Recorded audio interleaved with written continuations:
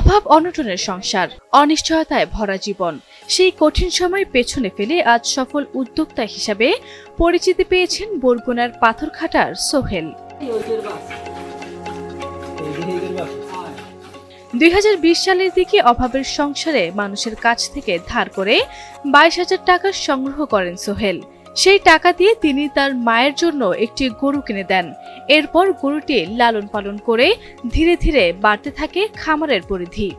পরিশ্রম, ধৈর্য আর সঠিক পরিচর্যায় তিলে তিলে গড়ে ওঠে তার স্বপ্নের প্রতিষ্ঠান। 1.5 বছর কাজ করি। আমি আসছি যখন ফার্মে ঢুকছি তখন গরু ছিল 6টা গরু থেকে আমি এই তেমাইকে আমার মালিক কাজবাজ করে, মালিকের স্ত্রী কাজবাজ করে আল্লাহ নাম লইয়া ভালোই আগাই এই গরু তারা কিনছে। আল্লাহ নাম লইয়া ভালোই লাভবান হয়েছে। আরো আল্লাহ দিলে আশা করি এবার কোরবানিতে হবে, আরো যদি আল্লাহ নাম হতে পারে, লোক আরো রাখবে মাশাআল্লাহ কইয়া তাকে দোয়া করি যেন তারা সামনে বাড়তে পারে। বর্তমানে সোহেলের আমার স্বপ্ন গবাদি পশু খামারে প্রায় 35টি গরু রয়েছে, যার আনুমানিক বাজার মূল্য 35 লাখ টাকা। আসন্ন পবিত্র ঈদুল আজহা উপলক্ষে বিক্রির জন্য প্রস্তুত রাখা হয়েছে 12টি পশু। সোহেলের স্ত্রী স্বর্ণা জানান, শুরুতে অনেক কষ্ট করতে হয়েছে তাকে। অর্থনৈতিক সংকটের কারণে নানা বাধার মুখোমুখি হতে হলেও তিনি হাল ছাড়েননি। ছোট পরিসরে শুরু করা উদ্যোগ এখন তাকে স্বাবলম্বী করেছে। শুরুটা হয়েছিল 22,000 টাকা দিয়ে। 22,000 টাকা থেকে 1 লাখ, 1 লাখ থেকে 2 লাখ, 2 লাখ থেকে 2.5 লাখ, এরকম করে করে আস্তে আস্তে এখন বর্তমান প্রফিট প্রায় 35 লক্ষ টাকা এই ফার্মে ইনভেস্ট হইতেছে। একটা লোকও কাজ করতেছে, কর্মসংস্থানের সুযোগ হয়েছে। শুরুটা অনেক কঠিন ছিল, কিন্তু এখন মোটামুটি স্বাবলম্বী হয়েছে আর কি। আমার হাজবেন্ড অনেক পরিশ্রম করছে, প্রায় 15 বছর যাবৎ সে জব করতেছে গার্মেন্টস লাইফে। আমার শাশুড়ি অনেক কষ্ট করতেছে। আমার শাশুড়ি দ্বারাই মানে পরিচালনাটা হয়, উনি বাড়িতে থাকে, আমরা থাকি না। সেক্ষেত্রে একটা লোকও কাজ করে, সেক্ষেত্রে ওনারা দুইজনই আর কি এই ফার্মে মোটামুটি কাজ করতেছে।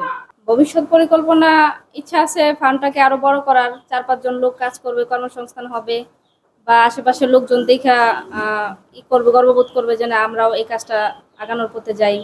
স্থানীয়রা এই উদ্যোক্তার উদ্যোগকে স্বাগত জানিয়ে বলেন, সোহেলের এই সফলতা শুধু তার ব্যক্তিগত অর্জন নয়, এটি এলাকার তরুণদের জন্য একটি অনুপ্রেরণার উদাহরণ। আমাদের খুব ভালো লাগতেছে। আরো বিশেষ করে গ্রামের যে বেকার যুবকরা আছে ওরাও এরকম উদ্যোগী হবে, যে সোহেল মানে ও তো শহরে থাকে, ওখান থেকে এসে ফার্ম করছে, 2-3 জন লোক খাটে। আমরা খুব মানে গর্ববোধ করি। এলাকাবাসীর অনেক উপকার হয়েছে। এই যে কুড়ো কেনছে, এই নাড়া হারা ব্যবহার কলাই কিনে আমার 22,000 টাকা নাড়া কুড়ো কেনছে। এই যে অন্তত 10 জন মানে এই নাড়া কাটছে, টানছে, করছে, এই ঘর উঠেছে। এত এলাকার মানুষ অনেক উপকার হয়েছে। যারা কর্মসংস্থান লোক তারা অনেকটা তারা পাইছে, অনেক লাভবান হয়েছে। কোনো মানুষ বই থাকতে পারে না।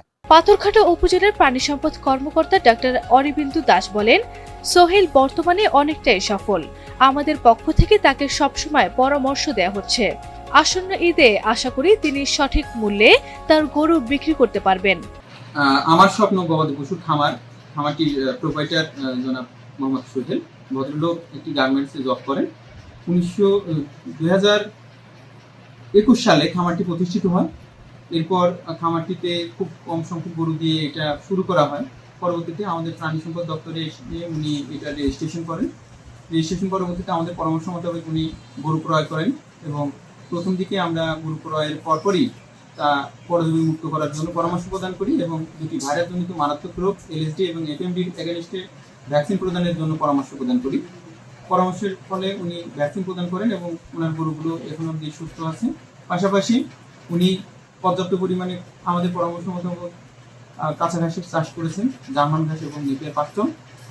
পর্যাপ্ত কাঁচা ঘাসের পাশাপাশি উনি দানাদার খাবার রেশন ফর্মুলেশন করছেন আধুনিক প্রযুক্তি এবং কলা কৌশল ব্যবহার করে।